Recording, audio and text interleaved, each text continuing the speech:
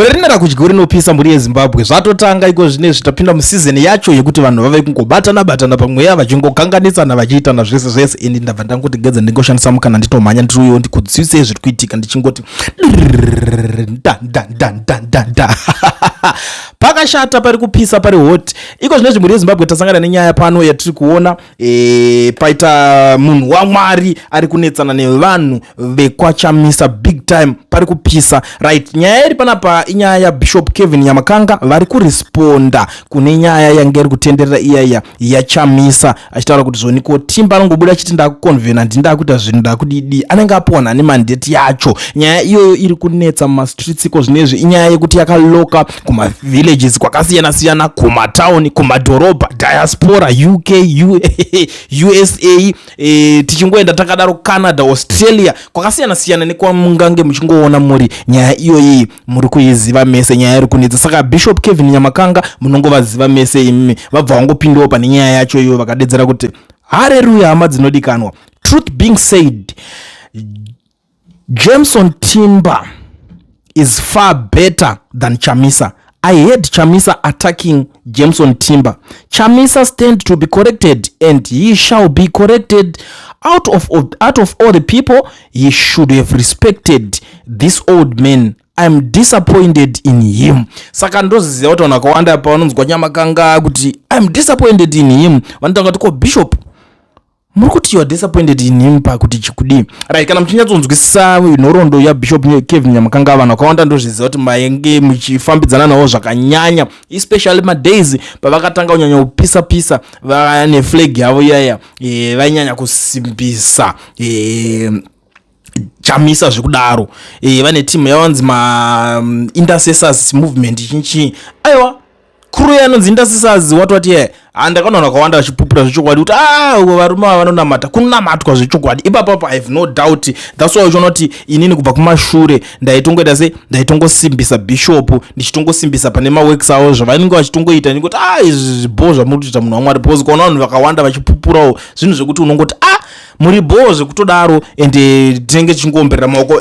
Unlike these days zvangu ndopenda kuti handichaite zvaya zvekuti ndoswera ndichiti ndikusimbisa nhingi ndikuita sei zvimwe zvinhu zvavanenge vakuzoitawo here and there but personal unongochitoziva kuti aiwa mukuru ava munhu boho zvekutodaro because musakana uchinatsoziva munhu nemoyo waanawo chaiwo unonyatsozvinzwisisa but one kufambawo kwerwendo kuzoendawo mberi kwakazonoitikawo Bishop hazvina kuzovabata zvakanaka murwendo rweopposition irwororo vakazotanga kuramba vachipusha effort yavo yanga iri serious munhu wekuti anenge ane vanhuwo pamoyo achinzwisisa masituations ninge ari kurara nenzara ninge ari kudai saka unobva wakupinda munyaya dzacho kuti ndiga ndidzifambire nyaya dzevedu hatingatosvika kupi zvakadai so unenge wakuona zvinhu zvizhinji zvichiita kunge zviri kunyatsononoka for sure munhu wese anga aneka kunonokerwa. Zviprofita yes vakadzikisa zvimwe zvazvo zvekuti zvakazozadziswa vanoti sei handizozive maybe ndo pavari kuti vari disappointed pamwe chiprofita chako chekwaChamisa changa chatozadziswa because pane zvakawanda zvavaitaura kuti kune mumwe akazogadzwa kune mumwe akazvigadza but kune mumwe achagadzwa and stuff but handizoziva hangu kuti disappointment yavo ndokwairi kumashure here kana kuti iri pavakazosungirwa nyaya dzematongerwo enyika because nyaya dzekuti dzanga dzakungobatirwa munhu wese kuti iwe uri kuita sei uri kudii ndopavakabva vazongonzwa kwichu. Saka panapa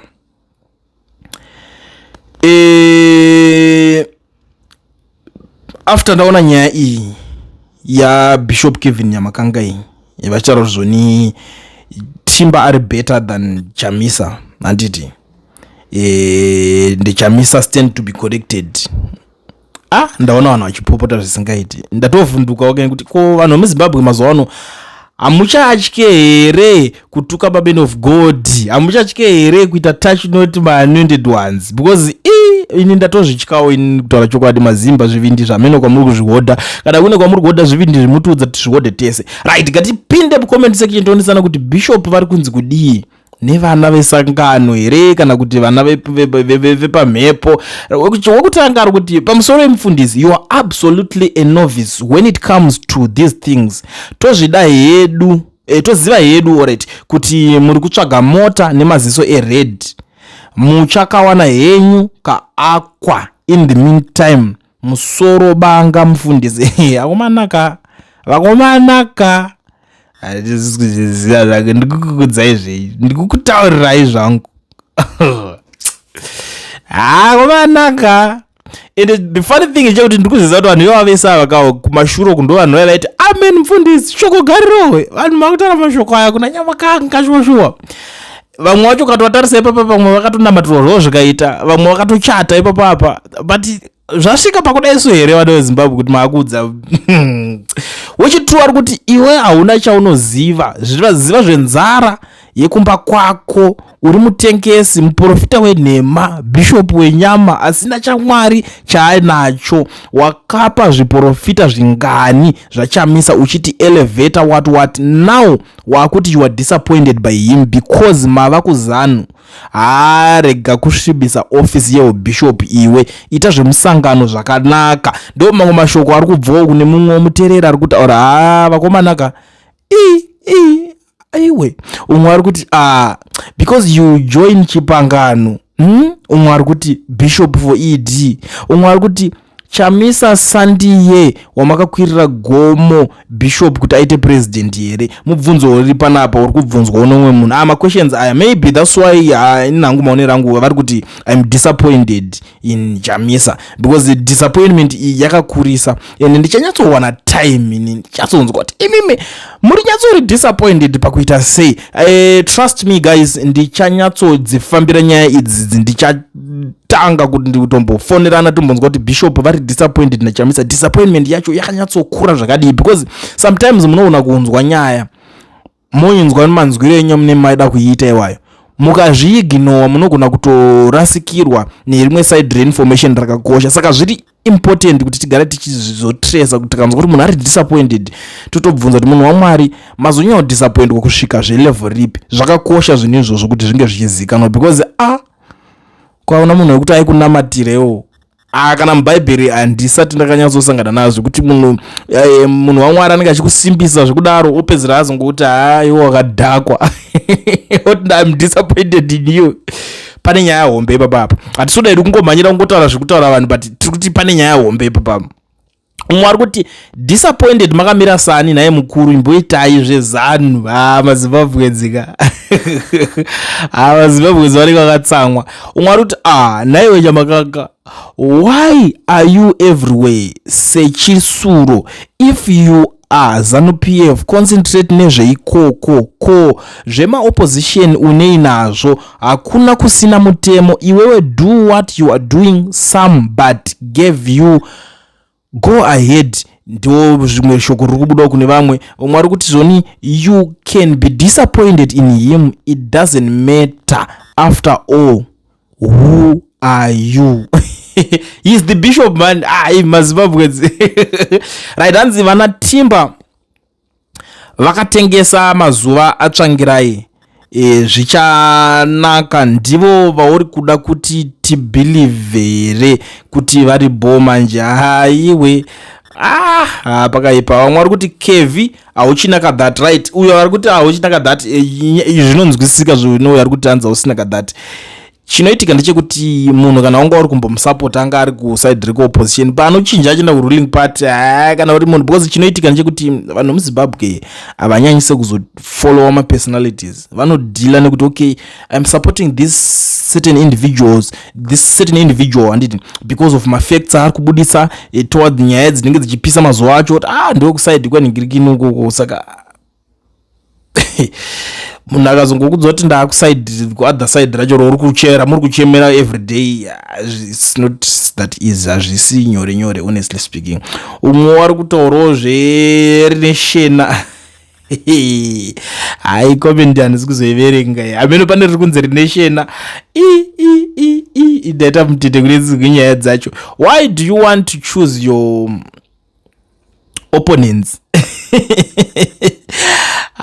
zvakaoma musadaro munhu wakwari wedu mwati kuvanaka musai mudaro wedu zvakwana musaro pemuchingomutuka ari kuzvinyanya ndopaunoona kuti kunamata hakuna dai asiya hake zvepolitics ndo zvimwe zvakutaurwa nevanhu tichabvunza zvinhu zvese tichabvunza I think guys let's request an interview naBishop Nyamakanga vacho timbonzwisisana tese kuti zviri kufamba sei munhu waMwari muri kuzvifambisa sei baba because vanhu vari kutosha anomisika nenyaya idzodzidzi, right? Umwe ari kuti moda kuudzwa naye Mwari mbune here kuti dzikamai kuzanu PF muriko, kuopposition muriko, kuchurch muriko, team ramakajoina irika isu zii zvedu sevanhu vadiki ndo zvimwe zvakutaurwawo nevamwe vanhu. Vamwe vari kuti zvoni I'm disappointed in you Kevin. Komanaka. Umwe vari kuti hakuna chinoteerera chinobva kwauri, unenge mvura yegungwa.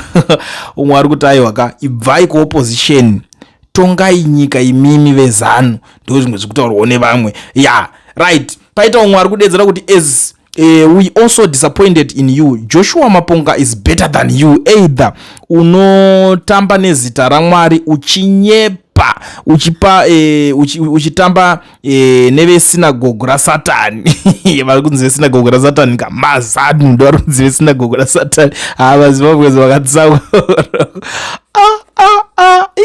Iwe umwe kuti politics is a dead game. Bishop nhasi ndiwe, mangwana ndini, zvekukriticize zvekudhakwa izvi zuro mai vako ikoko. Adzava havana chisvino chavanotaura, basa kutaura zvisangana nebasa rese. Aiwa, havana musadaro wakomana. Mukoma Nyamakanga dai mambotikwanirawo please.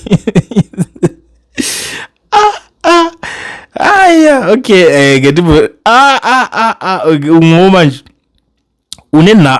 ane nhamo mukadzi wako anomukira kupukuta rombe rakadai rapedza Chamisa unei naye kana asina dhiri kwauri, vanza inenge mutserendende wemadzviyu, dai wakafira kujeri kadhori kaba. Imazimbabwe musati munhu waMwari romu kuti kode musadaro mani hano unosazinga zvacho chatenda ndiwe panapa nyaya dzekuti unoona umwe uri kutuka vamwe vachiseka, but I'm sure kuti Bishop havazonyanya kuofendeka sitereke nenyaya idzi, because chinhu chandozoona ini chinyandoziva chiri kuti munhu ave offended to the extent yekuti anozotadza kana kuzvigamuchira inyaya yekuti unogona kuzova offended wataura something kana kuti point yauri kutaura uchifungidzira kuti vanhu even vekusaidi kupati kwawo kuti kwako kwacho voregedza futi kuzviona kuti uri kutukirwa pati iyoyo zvoshaya benefit futi. Ndo zvinhu zvakaita kuti vanhu vazhinji kana kuopposition vatize, vanhu vaitozosungirwa Chamisa paipaka, vamwe vachinoroverwa Chamisa vachitiza mudzimba, vamwe vachitoti takapiswa dzimba dzedu dzichipisirwa Chamisa, but pakazoshaya one kana recognition yekuzoonekwawo iye Chamisa wacho akasingazofambirwa achiti wangu wakandiroverwa chamara une hupferi kudheni kwako. The likes of ana madzibaba vashandikwa yekuti akatosungwa up to now achingori mukati handiti, but kumashuroko ane mavanga achikwadzirwa nyaya dzana Chamisa idzi, but nhasi paazosungirwa nyaya dzinge dzekwana geza idzi hapana kana kuzobatsirikana kusvini kuripo. The funny thing is kuti timu racho riro raanenge achinyaonekana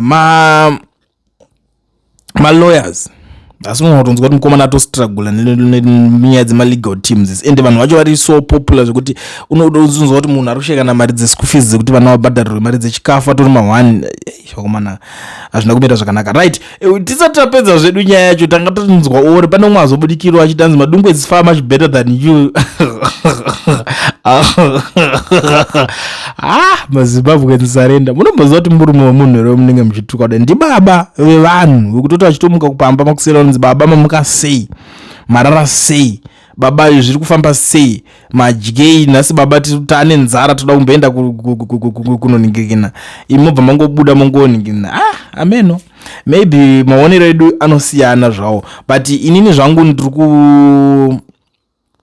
kuona sekunge mazuva ano nyaya dzepolitics idzi dziri kupisa, ende vanhu vanodzitora zviri serious, zviri personal, haisi nyaya diki idzodzidzi, nekuti ukafunga kuti idiki nyaya dzepolitics unozozviona musiwo unozopfura vanhu pavanopfura nekwauri ikoko, nekuti vamwe vakaurayirwa hama dzavo, vamwe vari kutotadza kudzokera munyika macho meZimbabwe. Saka pavanoona mumwe munhu akunosapota neZANU-PF vanenge kuti iwo ZANU kwacho uri kumboite chii, dai wakanga wapinda ikoko, ridai uri kutotanga tomirira kaisusuka vamwe kuti shamwari vamwe vese avasiya havana mhosva, vapana nani, vanhu vakasiyana siyana, people in diaspora, people they are living in diaspora. Amana life haisi kunakidza, life is not easy in diaspora, but kungoshingirira uri ikoko kuti uchadzokera kaunenge wakaitawo ka freedom of speech dzako. freedom speech manje kunenge kusina freedom after speech. But anyways, let's meet in my comment section kana kune muchida kuti tidedze Bishop Kevin Nyamakanga pa interview. Nyora kuti interview in the comment section. Nyora futi even my questions. Right now I know kuti Bishop is watching Israel, so Bishop is going to comment foot ipapapa muchinoni. Nasaka nyora my questions, nyora zvinhu zvenyu zvamuri kuda, then ndo bandazozifambira nyaya dzacho totaura kuti Bishop uyai kuno kumutaure nevana veZimbabwe vari kudawo zvakati, vari kudawo kunzwisisa, vari kudawo kujekerwa. Nditi kana zvichinge zvadaro zvajeka tese tinosara takaita se takasunungukirwa, hapana anozosara ane chichemo mangwana, hapana anosara akubvunza kuti ko inini manga mazodai so nyaya yenda ndichibvunza ina uzoningirikina nyaya idzo dzese dzekuti zvinozodai unozodai so dzekuti kana muchida kuningirina, kana muchida kuti tiite live ningirikine yacho interview yacho it's okay, munondiudza kuti muri kuda zvipi, unongogara wataura kuti interview kana kuti interview live kana kuti ma questions acho,